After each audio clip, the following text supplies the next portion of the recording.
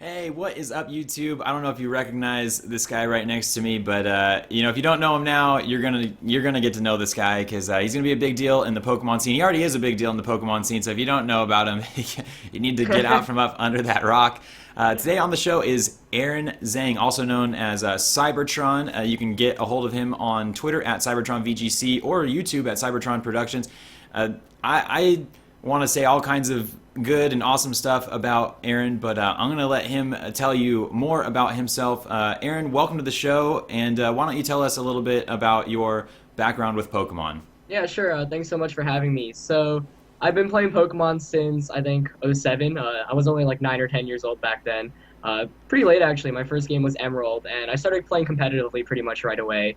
I found Smogon. That was like my first kind of competitive base after a while, and so I started playing a lot of singles back then. It was mainly Ubers, some OU too, and that was during Diamond, Pearl, and Platinum. And I switched to VGC when Pokemon announced it back in 2008, and so I've been playing VGC competitively since then. I've won 2 regional and national titles. Last year I finished third at the World Championships in the Masters Division, and I'm still continuing my VGC career today. Awesome.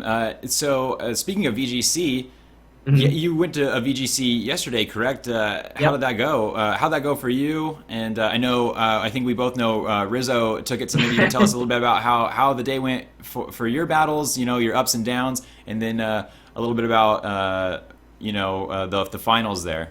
Yeah, sure. So for anyone that doesn't know, I actually won Massachusetts regionals last year undefeated. So the tournament meant a lot to me. But this year, I've actually, since I have an invitation to the World Championships already from finishing What? last, yeah, What? Wait. Slow down. You already have an invitation, but that's right. you're just going to for fun then at this Yeah, point? yeah. So Oh, dude, all right, this interview is over. I'm not talking to you anymore. Invitation. Okay, well, tell us about VGC, and then I'm going to ask you about that invitation to Worlds already. yeah, yeah. And so basically, because of that, I actually spent a lot more time this year. First of all, focusing more on school since I am a junior in high school. But other than that, making more content for YouTube. As you know, like I started making YouTube videos basically in November, December, all VGC related, just because I know there's not a lot of VGC content out there on Hmm. YouTube. Very few people do it. I know you do it. But besides, your content and a couple of others, it's mainly kind of a singles oriented Pokemon on YouTube. So I wanted to get VGC more onto YouTube. Um, So and you've been so, focusing on that a little bit right, more than really exactly, like your competitive game for these regionals. right. So I think that has affected gameplay a bit. I've been attending a bunch of regionals just to keep up with. It's mainly to see friends because there's a big social Hmm. scene too. But Of course, of course. right, just mainly to see what people are using, what's more popular in the format, what's not. Kind of like studying. While everyone else is duking it out, I get to play on for the World Championships, and obviously that's the biggest tournament. So it's more of staying relevant and figuring out what people are using and kind of using that to create my team for the summer at the World Championships. Cool. Yeah, that's what I do too. I went when I went 7-2. I was studying during those two Right. losses. You know what I'm saying? I was just like, I'm just gonna learn. I'm just gonna learn on this one. Yeah, yeah, No. exactly. That's cool, man. Yeah, I think actually, even in your previous VGC though, you were really close. Didn't you get like 17th or place or something Yeah, crazy? It was nuts. right. I went to Virginia. That was the first set of X and Y regionals, and I actually wanted to see, how well I could do under the new format. Um, and I lost in the first round, and losing the first round's never good because the way tiebreakers works is it's based off your resistance, so how well your opponent's doing. If you lose, Really? Oh, I didn't know right, that. right. So Okay. if you lose early on, it's a lot harder because your opponents are kind of technically worse based off their record. So you're trying to play up instead of. That's right. Mhm. So if you win your first 7 games and you lose your last two, you'll pretty much make it as a 7-2. But Hmm. if you lose your first two and win your last seven, chances are still very slim. So for me, I lost the first one, won 5 more in a row, lost the seventh one, and then won out. But I ended up missing it just by a bit. So that's kind of it's kind of depressing since I wanted to see it, but it told me that I could still play. It was still like I had it. It wasn't a complete disaster from adapting from black and white to X and Y. So for me, it was fine. Of course, of course. Yeah, I mean that's still really good. VGC can be crazy competitive Yeah, once you get to the top there. I mean, you're battling people that like one move changes a game. Or in the exactly. early stages of VGC, I felt like I always felt like I had the chance to like battle back, Right, and right. things like that. Like oh, I bet I can catch him here making these mistakes. But when you get to the top, it's just like every move has to be like the exact counter move to their Exactly, move, exactly. right? It's like Yeah. nuts. I mean, That's why so the World Championships is so awesome to watch every year because it's so intense each turn. yeah, it really is. Like, yeah. I mean, sometimes you can get lucky. You can set up some screens and stuff, and you can do some basic stuff. But like, really, it hits a point like on turn. I feel like 2 or 3 when it's just like every turn is like you're sweating, your heart's like gonna Yeah, explode, yeah, totally. but okay, so how do you feel? I guess hearing you speak about that, it's kind of interesting to have somebody on here that's battled through all the formats. Is the current VGC your favorite format? Do you not like it? Are there just tell us what your thoughts on these different formats. Yeah, sure. I think for me, I actually really like this format because unlike last year, previous years, a lot of people, casual players, actually complained about, all these legendary Pokemon that were allowed. And quite honestly, in VGC, you don't need legendary Pokemon to win, or at least in previous years. But, Cresselia was so dominant. Cresselia, Latios, Thundurus, Heatran. And you just if you want your best shot at winning, you want to use a Pokemon with the highest stats or the best moves, and so that's why the World Championships last summer, or the last couple of years, legendaries kind of dominated the scene. But this year with X and Y, only Zapdos, Moltres, and Articuno are allowed because of the whole Kalos Dex, Kalos native rule. Yeah, I like it too. Yeah, and so I think there's a lot of creativity in this format that we haven't even seen yet. But we've already seen a lot of cool Pokemon being used to success in the 2 regionals. Yesterday actually we saw Ray Rizzo win with Wigglytuff in Massachusetts, and Tony Chung actually won in, I believe it was Washington, with Raichu, which is really really cool too. What? Yeah, so What? there are all these, there's so much like uncovered territory still yet, and we've only been through 2 regionals, and the thing is the format kind of adapts and changes so much. So by the time we get to the World Championships, I'm sure we're going to see some crazy stuff. But this format's definitely my favorite, even though I haven't found a lot of success in it yet. It's it's really interesting that you bring that up about the changes in VGC, right? Because like compared to the very first VGC, I mean, we were all like completely new to the format, like what was in January or something, because the jump from black and white was pretty serious for everybody, because like you said, they couldn't use the Pokemon they've been using this whole time. They were restricted, but yet forced to find ways to be creative in this format. And it was funny. I feel like the first VGC was a very straightforward. It wasn't super straightforward, but most of the teams you saw, you kind of knew what was there. It was a lot of like a powerhouse. There's like a lot of powerhouses in that one where it's just like, I'm gonna knock you out kind of Pokemon. But this new meta seems to be adjusting to a surprise meta and like a I don't know, just a meta, like a more like where the teams have like some sort of synergy and things like that, as opposed to I'm gonna knock you out meta. I don't know if that's what you have seen, in your experiences. But then also, I know, I'm sorry, it's like chat. I'm saying so much. What's crazy is I feel like Japan's metagame was so much different than ours within a simple week or two of tournaments. Right? Is that weird or what? Yeah, I mean, I think Japan's always been historically interesting to watch in VGC. Back in 2008 to 2010, they basically dominated the scene. But unfortunately, their format in terms of qualifying for the actual World Championships is really, really poor. It's actually completely based off Wi-Fi tournaments. So they have this one Wi-Fi qualifier, and the Wi-Fi system used to be really bad because you could disconnect and actually get away with it. So, you could lose a game, disconnect, and still end up, making the final rankings or something like that. And so, yeah, it was really ridiculous. And, last year they so they would have this Wi-Fi tournament, and then they would have a real-life tournament to see which 2 players. They only sent 2 in each division. Juniors had more. They had a separate tournament to send a bunch. Right, but obviously the Japanese historically have done really well. They have some really cool strategies, and some of their best players are incredible. I actually lost to their national champion in the semifinals last year. And it's interesting that you talk about how they affect the format. I feel like historically, they've been more advanced in terms of team building, and I think we've kind of caught up to them. Back in 08 to 2010, they just dominated us in every aspect. Yeah. Now we have some good players from each country that are up to that level, but I think the average kind of level of Japan is still a lot higher, or not a lot, but considerably higher than all the other countries. And a lot of the times we actually study what they have. I know a bunch of websites like Cover BGC, like Nugget Bridge and Eggy Emporium.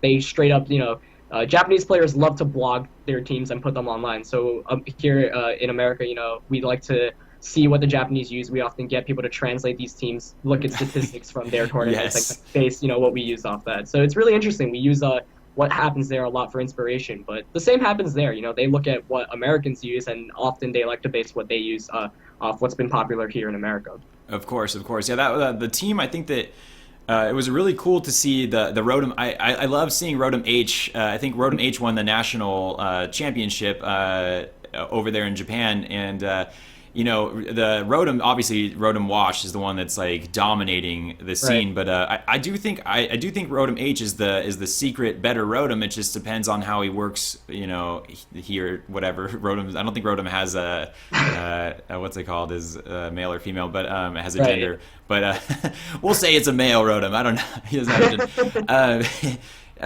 That was cool to see a Rotom H in there, and I did really like that team. That team seemed so like scary to go up against. Did you see that team? Did you think it was pretty powerful? Did you like it? Did you think that were you surprised that they won? I mean, they did get really lucky. Did you watch the finals? Which finals are you referring to The exactly? Japan, the ones from Japan just recently, the ones that just happened where the team was you might not have seen it, it was just posted on Nugget Bridge, I think, like last week. It's got the he had the Kang, Gardevoir, Rotom Sharp. H. Yeah, I think Garchomp Salamence, that one. Yep, that's it. Yeah, That's yeah, okay. I am familiar. Yeah.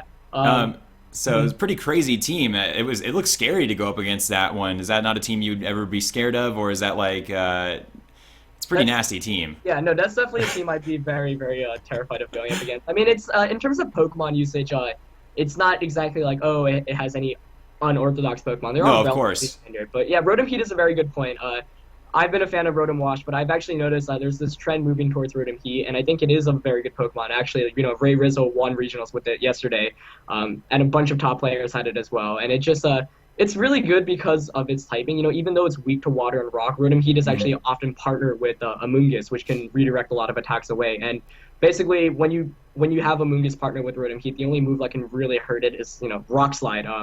And Rock Slide can really hurt anything. But other than the weakness to Rock Slide, I think Rotom Heat is just really, really good. The Overheat is such a powerful move too, especially with so many Amoonguss running around. And that Japanese team you said, like you mentioned, I thought it was really good.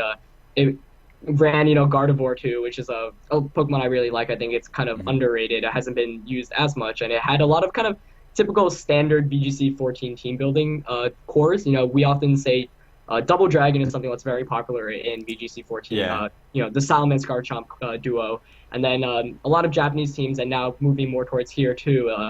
Kind of likes to build off a Dragon Steel Fairy core, and in this case, it was one of the two dragons, Garchomp Salamence. You had your Steel type in Bisharp and your Fairy type in Gardevoir, and that's a really strong. God, Bisharp. Yeah. Sorry, Bisharp is a Pokemon I like a lot. Nightmares. I have nightmares about that guy. I'm sorry. I know you're talking. I just No problem. No problem. that hurt me when I heard you say that. But sorry, no, you were saying about Bisharp. I think it's also a Pokemon that's really good because of the ability to fight. VGC historically Intimidate has been one of the most used abilities, and that makes sense because the ability to decrease your opponent's attack down to 2/3 is huge, and we see a lot of Intimidators in this year's format, especially Salamence, and so the ability to pick up a +1 boost, because you lose one attack but then you gain two, so you get a +1 boost effectively, paired with an item like Life Orb or Choice Band, just makes Bisharp really, really powerful. Yeah, and you know what I've been seeing a lot too is like the Lum Bisharps. So that obviously like he gets powered up from Defiant, and then you're like, I'm just Right. gonna burn him, and then he's like, psych, bro, I got a Lumberry.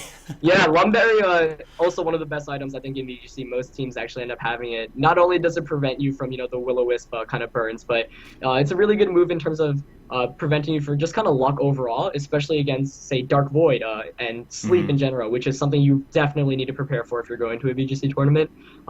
Just because some teams basically get swept by Sleep, and so if you don't have the right countermeasures, you really need to make sure. And Lumberry is one of the best items to prevent from random statuses like that. Yeah, for sure, definitely. So that's cool. That's like a lot of interesting stuff. It seems like is going on in the world of VGC right now. And Yep. speaking of VGC, we do have nationals coming up. So I know that you've said that you're kind of obviously giving like the whole like really putting like all your mind into the battling right now. Is nationals gonna be a time for you to step up and see what's going on there, or are you gonna really just try and bring it at Worlds? No, that's a good question. I think for me, I've always nationals is a tournament that I always try to win, regardless of how I'm Mhm. doing. Last year, I know, and this year especially, I'm pretty hungry for vengeance because last year I was eliminated in the top 16. Came down to a game three, and I had my opponent down 4-3, and I had a Landers theory, and what ended up happening was I managed to intimidate his guard trump and his physical attackers a bunch of times, and he crit me 3 times in 4 turns. Um, Oh, and that RNG, man. yeah, and for me, that was incredibly frustrating. He was a great opponent. I think he was very skilled. But for me, I thought I had the upper end on that game, and each critical hit, turn after turn. Even if I just got two of the three, I would have been fine. But, he crit like through a -2 Dragon Claw. So instead of doing maybe less than 30% to my Thunderous, he ended up doing like 90% with his Garchomp, and so That's brutal. that was pretty heartbreaking for me. And I won nationals twice in seniors in 2011 and 2012. Mhm. And so it's a tournament that means a lot to me, and I think I'm definitely gonna be trying this year. Definitely more preparation is gonna go into it than regionals. But Mhm. as for winning, it's not a big deal. I already have my invitation to Worlds, which is the biggest Oh, thing. sorry.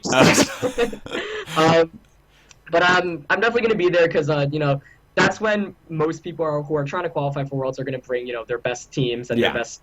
So for me, it's once again a learning experience. But I'm definitely gonna be trying to at least top cut and see how far of a run I can make because winning another title would always be awesome. Yeah, that's cool. You did win, like you said, two nationals and seniors. Yeah. That's insane. Were they both in black and white or? Yeah, 2011 was when Black and White actually first came out. That year, the rules were Unova only, so you had a lot of Oh, Pokemon cool. like Tornadus, Terrakion, Thundurus, Chandelure, stuff like that. Hmm. 2012 was also Black and White, but now it was previous Pokemon were allowed. So, Cresselia, Scizor, all these old previous generation Pokemon were now into the game. That's The two different formats, yeah. that's really cool. So, do you have like a national trophy or something or? Yeah, I've got a trophy and a medal actually lying on my table back there. Oh my gosh, you better go. Can you run? Go grab that. You should Yeah, show yeah, yeah, everybody. sure, Go show sure. everyone. Yeah, bring that. What the heck coming on here? Not showing us the goods. Bring that over here.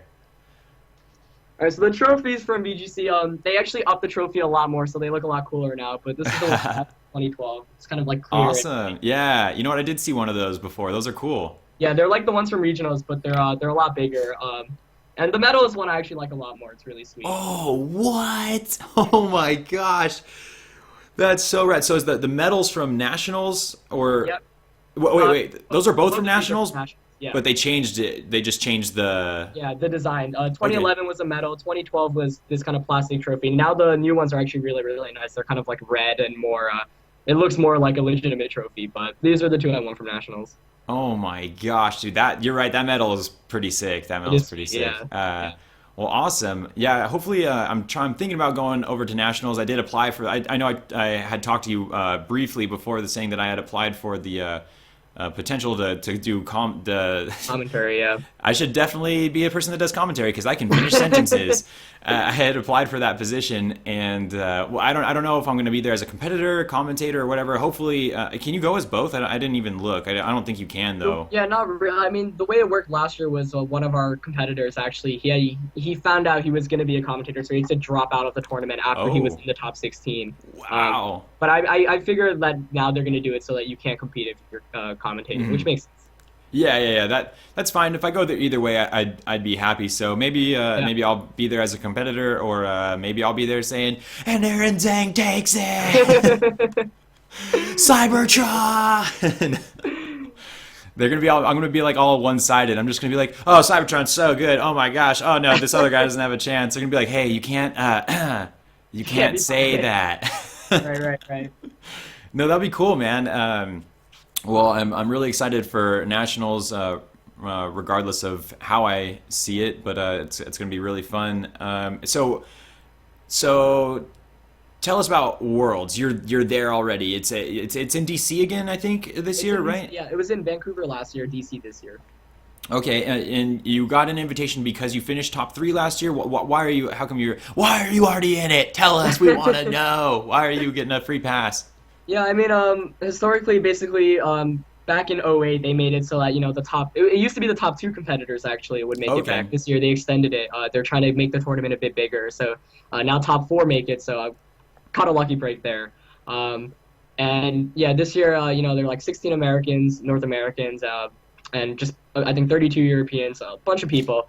Worlds is honestly an incredible experience, though. Whether you're in the tournament or you're Hmm. not, it's just kind of hanging out with all these awesome people who love Pokemon in a really cool city. Vancouver last year was really, really, really nice, and it's just a really fun experience. And the games obviously are incredible, and now they've stepped it up so much. In 2012, it was all three finals took place at the same time, and they had GameSpot doing the commentary, and it was very, very poor. Last year, they really upped it in terms of splitting up the finals, getting actual really, really good commentators to do it, and live streaming the event. So it took a huge step last year, and I think it's going to grow even more this year. So this World Championship should be really exciting to watch. Awesome. That's cool. So do you get any type of like? Do you just get an invite into? I don't really know how Worlds works exactly. Are you going in straight into the top 16? How does this work for your invite? Yeah, I mean the invite basically means all right, now I'm qualified to play in the competition. Okay. But I'm still just a normal competitor at the end of the day when it comes to the competition. But it Okay. basically means I don't have to fight for a spot in terms of the normal season. I'm already kind of inside the tournament, whereas everyone else is still figuring out and fighting for those top 16 slots in America. Yes, of course. So that can be determined either by championship points or your finishing at nationals, right? The top. How many people at nationals end up going through to It, worlds? it used to be top four, but now they've actually changed it. So nationals, your invite isn't given off nationals, but the top four at nationals get so many championship points that you're basically guaranteed a spot. Yeah, it's like Wait, almost yeah, 1,000 or something crazy, right? It's like yeah. 600. I think first is like 480, second is like Okay. 400, something like that. But I mean, to put it in perspective, you get 120 from winning a regional. So you can only win, even if you won three regionals, you'd have 360. So 400 is way above the bar already.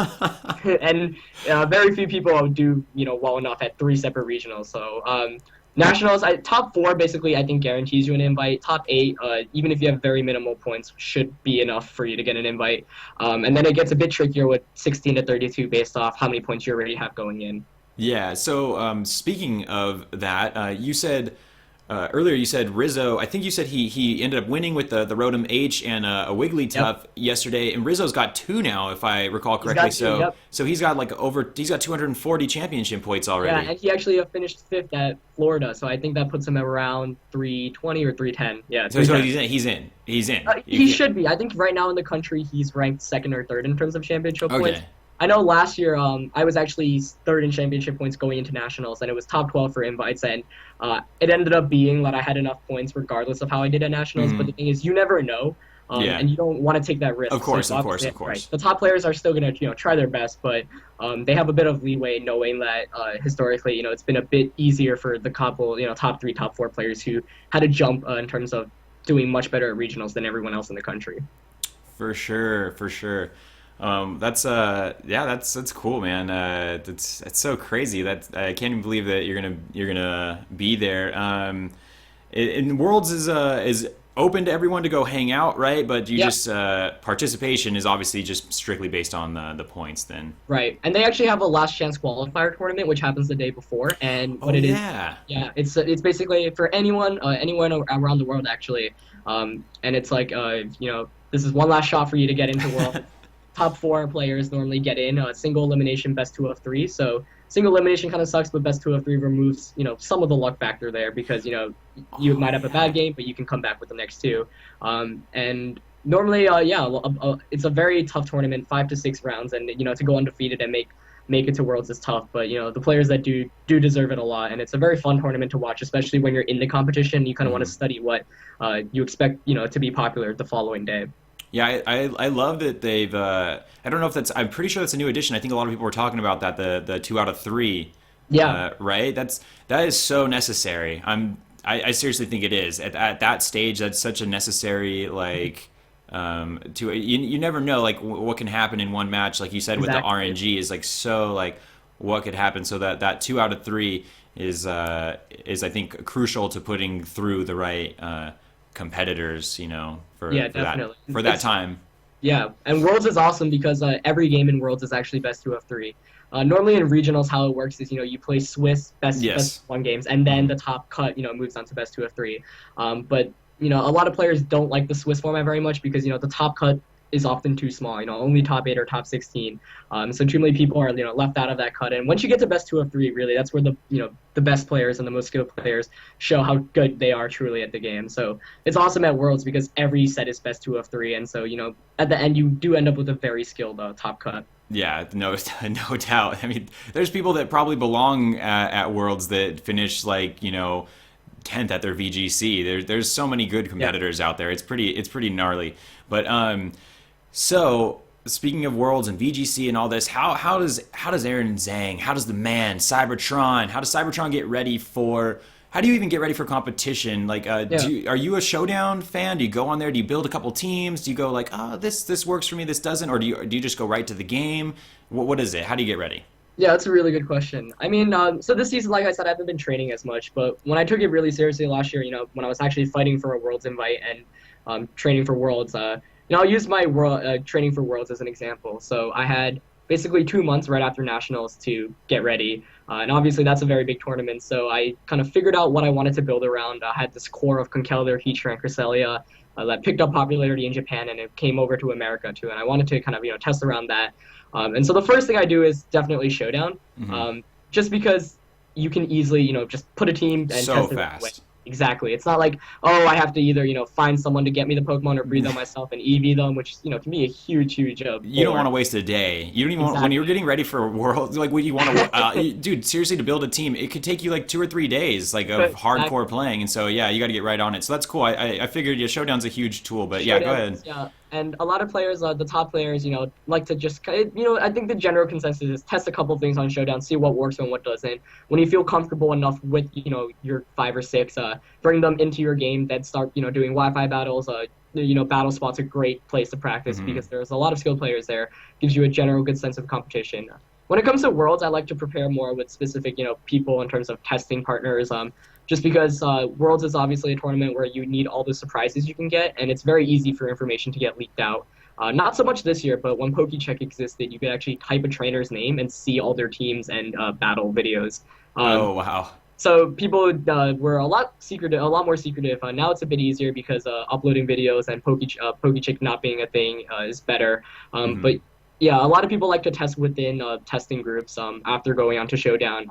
And when people play on Showdown, it's often on their alts because they don't want other competitors. Yeah. I have learned that the hard way. I've learned that the hardest of hard, like my name on Showdown is thejustinflynn, and so when I go on there, sometimes people in the chat will be like, oh hey, I watched your video or something like that, right. And I'm like, you're not supposed to know it's me. Wait, my name is thejustinflynn. I'm an idiot. Yeah. So I'm testing a new team. Don't look. Yeah. So I feel you on that, and I think that's a really good thing. That's what I always find is difficult for me, because literally every day, it sucks and it doesn't suck for me. I love sharing everything with the community, and so I do like playing with my teams that I'm taking to like regionals and things like that. But then at the same time, it's like. Literally everyone knows my movesets. I like people from the either like I'll do friendlies with like fans or something live, and I'll get stomped out. But not that those people do know, but there's always that chance that it's like they know my 4 moves. They know every berry or every item that's on this. They know I'm Sash. They know it's like it sucks, but I can't obviously blame that for losses and stuff. But I do feel you when it comes to when it comes time, concealing your team is. Probably a really important thing. So testing within groups as opposed to just running around online with that team is a really great idea. So that's cool. So Showdown, I do know, I did catch a little bit of wind that you have a little brother that also plays Pokemon as well. Is he like 5 years younger? Is he 20 years younger? I don't know. No, you're obviously 16, so he's not 20 years younger. But tell us a little bit about Babytron. Is that his name? Yeah, Babytron. So you were right. 5 years actually, right on the dot. Oh, wow. And he, I basically got him into Pokemon back when I used to play the card game competitively, and back then, there weren't a lot of card game competitors in the junior division, so I was like, if you just come to tournaments and win a couple of games, you can win packs and prizes. And so he was like, all right, sure. And then I brought him to VGC tournaments when I started taking VGC more seriously. His first year in juniors, 2010, he basically had no idea what he was doing, but still managed to get third at big regionals in New Jersey. So that was good for him in terms of a confidence booster. 2011, he got a lot better at the game. Even though I remember the day before regionals, I was asking him, what do you do if you see a Jellison? And he says, close combat with his Terrakion. And I was like, you're going to lose today. But as fate would have it, he ended up winning regionals that year. We won regionals together, actually. That was a really cool experience. That was in DC. And then he got second at US Nationals. And then third at Worlds, which is crazy because it was his first World Championships. Yeah. He went undefeated through the Swiss rounds. But it was really heartbreaking. The thing that sucks about the World Championships is, the finals is really where you want to be because that's where all the glory is. You're battling on top. You're in the final match, and that's where a lot of the prizes comes from. Scholarship money goes to the top two. Flights, invites used to go to the top two. Now they're extended to the top four. So for him that year, he was undefeated, didn't drop a single game until the semifinals. He won the first game, lost the second game, and then losing the second game, kind of lost all steam. So he got crushed in the third game. So that was a really, it was a bad defeat for him. And he's a young kid, so losing for him doesn't come very easy. Of course so it was heartbreaking. But then in 2012, he kind of swept through regionals again. He actually won 2 regional titles that year. Nationals kind of underperformed, so he actually had to go through the last chance qualifier that year. But he made it through, fortunately. And as fate would have it, he finished third at Worlds again. Oh my gosh. Losing to one of his bigger rivals actually in junior. So once again, missing out on the finals, that kind of sucked. And so that kind of all built up towards last year when he was last year in the junior division, last kind of shot at the title before everything was over. And he had a crazy regionals run again, winning 2 regionals, getting second at the last regionals. Flopped at nationals again. Nationals just isn't his tournament apparently. But fortunately, championship points were introduced last season, so he had enough points to qualify for Worlds. And finally, he built all the way up to that Worlds victory, and he went undefeated and won the entire tournament last year. So that was crazy, and it definitely meant a lot to me. Meant a lot to him too, and it was crazy because it was the first year that they covered the juniors division extensively in terms of streaming and everything. You can actually watch his final set on YouTube on Pokemon's official channel. Oh, cool. Okay, and that's he goes by Babytron, right? Babytron. Yeah, that's his Twitter handle. Yep. Okay, cool. So Babytron, we'll have to keep an eye out for Babytron. Well, you'll probably already watch him. I mean, if you're winning juniors, you're probably really good. So yeah, he's actually transitioned pretty well to seniors already. He went undefeated at Philadelphia regionals before losing in top 8, and he actually finished top 8 at yesterday's regionals too. He got Flynn out of the quarterfinals, but he's at the level where he can compete with the top seniors already. So I'm excited to see how well he does at Worlds this year. Awesome. Yeah, it's definitely a different game. Every time you switch formats, there's just a whole different mentality, I think, in there. But that's really awesome. Wow, your brother has a Worlds victory. So he's got a big old trophy, and then they put your they put your medal next to it, and they're like, Aaron, why don't you get a trophy like your brother over here? Right? Yeah, I actually last year they give out trophies to top 4 at Worlds, so I actually have a trophy that looks a lot like his, but just smaller. So your little brother's got the big trophy. He's got the big one, and I've got the small one. Well, I'm sure I don't doubt there's a big win coming up for you really soon here. We'll see. But yeah, I don't know if there was anything else I had to bug you about. I know that I'm actually really interested to hear your views on the card format, but I think that we should meet up again and we can talk about what you think might be going right or wrong with cards, because you said you switched over, so maybe that'll be something we definitely get to again. So guys, I want to say thank you so much, Aaron Cybertron Zheng, for coming on the show. You can get at him on Twitter. You can see it right there, right under his beautiful face there. It says at Cybertron VGC, or his YouTube is Cybertron Productions. Tell us a little bit before you head out of here. Tell us a little bit about your YouTube. I know that you said you like to share stuff, VGC stuff. Is it builds? What is it? Yeah, and so basically, like I previously mentioned, I didn't think there was a lot of VGC content going onto YouTube, and so basically this season, knowing that I had a Worlds invite, I knew I could take it a bit easier. So I bought a capture card, and I wanted to produce some high quality content, and a lot of it is mainly battle videos. I stream, or not stream, but I record me going on Battle Spot and doing live commentary as I battle, which I think can provide some good insight in terms of what you want to learn. I think battle videos are really great in terms of learning, but I occasionally do a couple of build videos too, just for people to understand what the more common Pokemon in VGC are like. And the point of the channel isn't to offer like really hardcore VGC secret strategies. It's more like introducing the format to a lot of people who aren't as familiar with VGC and showing them why I think it's a really, really fun format to play and showing what's so awesome about it. It's more kind of, introducing based content. Like you said, a lot of the times you kind of want to keep your stuff in secret. So, Yeah. if I find out a secret set that I want to bring to Worlds, it's not something, I'm gonna, immediately make a video of, maybe afterwards. But yeah, the whole point of the channel is started a couple months back, grew a couple of thousand subscribers. It's awesome. The whole point of me isn't, for popularity or anything. It's more like, oh, I just want to introduce what I think is a really fun format to all these other people out there, helping everyone, kind of get started. Once they do get started, then, they can kind of learn for themselves. But it's more of a introductory kind of channel.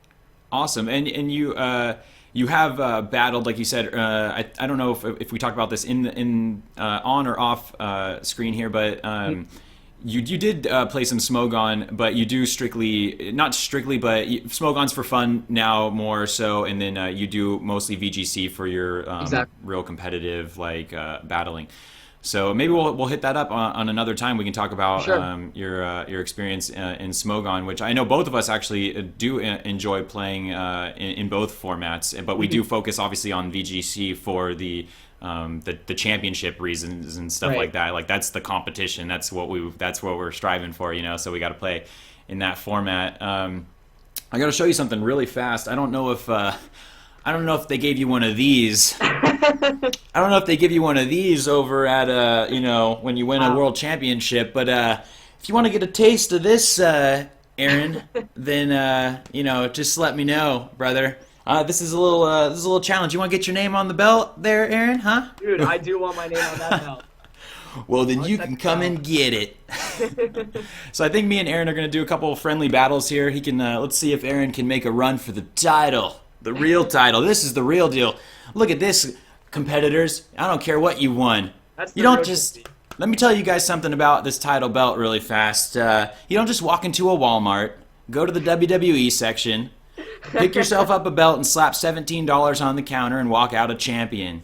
You got to earn it, You do. Aaron. I have to earn it. And I will earn it. I promise you, Justin. I will earn it. Awesome. Okay, so me and Aaron are going to go have some friendlies right now, guys. I'll probably... put links to the battles in the description below as soon as those are done. So check that out. You can pop over to Aaron's channel. We'll probably throw a battle or two on there as well, and give the video a thumbs up if you want to see Aaron come back, or give it a big thumbs down if you. No, I'm just kidding. Definitely give it a big thumbs up if you guys like this kind of content. You want to see other competitors jump onto the show like Aaron, or just have Aaron back on, because it sounds like Aaron's a really fun guy to hang out with and very knowledgeable. Plus, we want to hang out for this journey, man. We're gonna see him at Worlds. I have a world. This guy's going to Worlds. You understand that? I don't know if you guys understand that he already is going to Worlds. I don't know if you know how crazy big that is. I didn't even know that. I knew you'd been there, but I didn't even know you're already going again. And I'm so when I don't know why it's. I feel like I'm having a star whoa.